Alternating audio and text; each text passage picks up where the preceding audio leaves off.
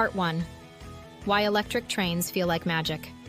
When we ride a motorcycle or drive a car, we know those vehicles need fuel. If the fuel runs out, the vehicle stops. But when we see an electric train moving very fast, carrying hundreds or even thousands of people, one question usually comes to mind. Where does all that power actually come from? Electric trains feel almost magical. There is no loud engine noise.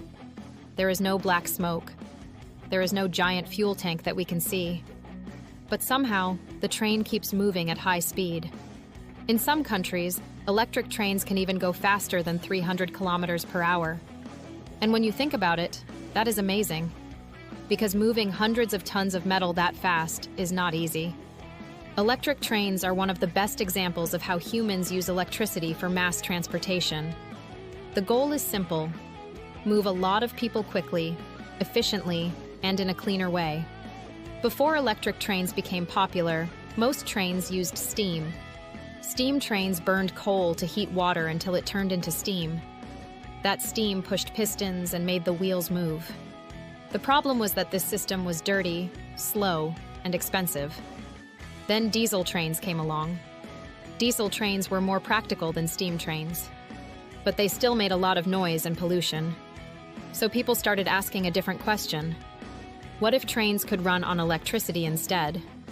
That is where the big change started. In the late 19th century, several countries in Europe started testing electric trains. At first, they were only used for short city routes, but the results were very promising. The trains were faster, operating costs were lower, maintenance was easier, and most importantly, electric trains did not create direct pollution in crowded cities. That is why many big cities started switching to electric trains. One of the most famous examples is the underground metro system. Imagine if subway trains still used diesel engines. The tunnels would be full of smoke. The air would be hard to breathe, and passengers would feel uncomfortable. Electric trains changed everything. Today, almost every major city in the world depends on electric trains. From commuter trains, MRT systems, subways, trams, to high-speed rail. They all use a similar idea.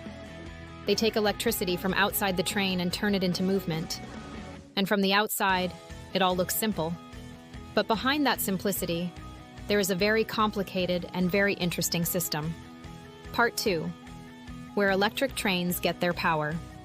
The most basic question about electric trains is this: if they do not use fuel tanks, where does the energy come from?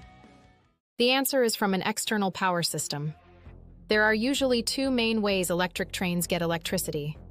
The first is from overhead wires. The second is from a third rail. If you have ever looked at an electric train closely, you may have seen a metal arm on top of the train touching a wire. That metal arm is called a pantograph. The pantograph stays connected to the wire while the train moves.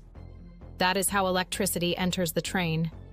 The amount of electricity used by trains is huge, much bigger than what we use at home. A normal house might use only a few hundred volts, but electric trains can use thousands of volts. Some train systems use more than 25,000 volts. Why so much? Because trains are extremely heavy.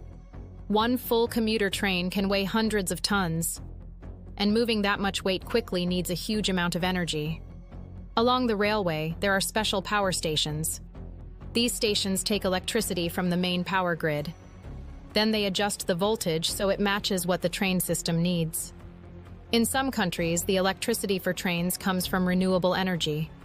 That can include solar power, wind power, water power, or even nuclear energy. That is one reason electric trains are considered cleaner than diesel trains. They still use energy, but the source of that energy can be much better for the environment. Another interesting thing is that train power systems need to stay very stable. If there is a power failure, entire train lines can stop. That is why railway companies have backup systems. They use extra power stations, emergency generators, and control centers that monitor everything all day and all night. Some trains that travel between countries also need to deal with different power systems. One country may use a certain voltage. Another country may use something completely different. That is why some modern trains are designed to automatically adapt to different power systems. Part 3. How electricity turns into movement. Now we know where the electricity comes from. But how does electricity actually make the train move? The answer is the electric motor. The electric motor is the heart of the train. Its basic idea is surprisingly simple. When electricity flows into the motor, it creates a magnetic field. That magnetic field creates rotation. That rotation is connected to the wheels. And once the wheels start turning, the train starts moving. Unlike diesel engines, electric motors do not need explosions or fuel burning. They work using magnetism. That is why electric trains feel smoother and quieter. You do not hear loud engine sounds. Usually, all you hear is the sound of the wheels and the wind. One big advantage of electric motors is that they can create strong power instantly. When the train starts moving from a station, the motor can immediately give a lot of force. That is why electric trains feel more responsive. Diesel engines usually need more time to build up power. Electric motors are also more efficient. In a normal fuel engine, a lot of energy is wasted as heat. But in an electric motor, more of the energy becomes movement. That means less waste. There is also a very smart system called regenerative braking. This system allows trains to create electricity while slowing down. Normally, when a vehicle brakes, energy is wasted as heat. But in electric trains, the wheels can spin the motor backwards. That motor then turns the movement back into electricity. The electricity can be sent back into the system or used by other trains. So when an electric train slows down, it can actually generate power. That is one reason electric trains are so efficient. Some train systems save a huge amount of energy using regenerative braking. Another interesting fact is that many modern trains do not have just one motor. Instead, they have several motors spread across different train cars. That helps the train accelerate better and keeps it running even if one motor has a problem. Part 4. Why electric trains are faster and more efficient. Compared to diesel trains, electric trains are usually better in speed and efficiency. One reason is that electric motors can deliver full power instantly. As soon as the train driver moves the controls, the train responds. There is no waiting for fuel to burn. That makes acceleration much faster. This is especially useful in cities. City trains stop at many stations. If the train takes too long to speed up, the whole journey becomes slower. That is why most commuter trains are electric. Another reason is weight. Diesel engines are very heavy. They also need fuel tanks, cooling systems, and exhaust systems. Electric motors are smaller and simpler. That gives train designers more space inside the train. Maintenance is also easier. Diesel engines have many moving parts. They have pistons, oil systems, filters, and many other components. The more parts there are, the more things can break. Electric motors are much simpler. They have fewer moving parts. That means lower maintenance costs. Electric trains are also better for the environment. Because they do not produce smoke directly, the air in cities stays cleaner. One train can replace hundreds of private cars. That means less traffic, less fuel use, and less pollution. Japan is one of the best examples of this. Its famous high-speed trains can travel faster than 300 kilometers per hour, and they do it using electricity. Countries like China, France, and Germany also depend heavily on electric high-speed trains. Some trips that used to take 6 hours by car can now take only 2 hours by train. Part 5. The safety systems most people never notice. When people ride a train, they usually just sit down, look out the window, and wait until they arrive. But behind every train ride, there are many safety systems working quietly in the background. One of the most important systems is railway signaling. Train tracks are divided into sections. Only one train is allowed in each section at a time. If another train is ahead, the signal turns red. That helps prevent crashes. Many modern trains also use automatic control systems. If the driver is going too fast or forgets to brake, the computer can step in. The train can slow down automatically. Some metro systems do not even need a driver anymore. The train can stop, open the doors, and continue moving all by itself. There are also systems that monitor the temperature of the motors, brakes, and electrical cables. If something gets too hot, the train can warn the operator. If there is a serious problem, the train may stop automatically. Even the wheels are designed very carefully.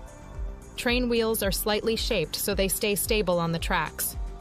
That helps trains move at high speed without falling off the rails. Railway tracks are also inspected all the time. Special vehicles travel along the tracks at night.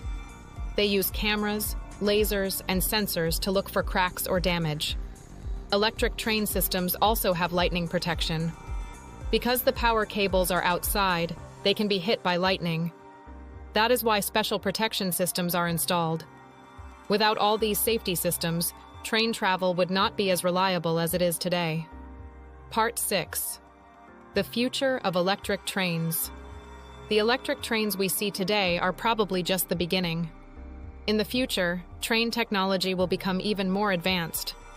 One of the most famous future technologies is the maglev train. Maglev stands for magnetic levitation. Instead of rolling on wheels, maglev trains float slightly above the track using magnets.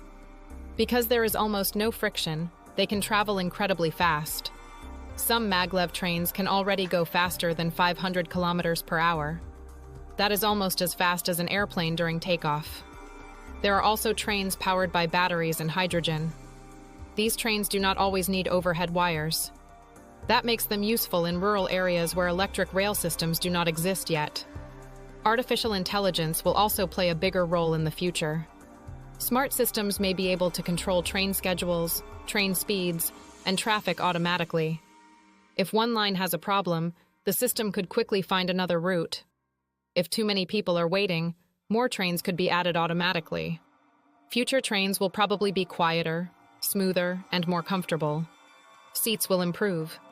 Internet connections will become faster, and the ride itself will feel more relaxing. In the end, electric trains are more than just transportation. They are proof that technology can make life easier, cleaner, and more efficient. From the outside, a train may just look like a long piece of metal moving on tracks. But inside, there is electricity, magnetism, computers, sensors, and thousands of people working together to keep everything running. And now, every time you see an electric train pass by, you will know that you are looking at one of the most impressive machines humans have ever built. If you enjoy content like this, do not forget to subscribe, like the video, and share it with your friends who might enjoy this kind of insight.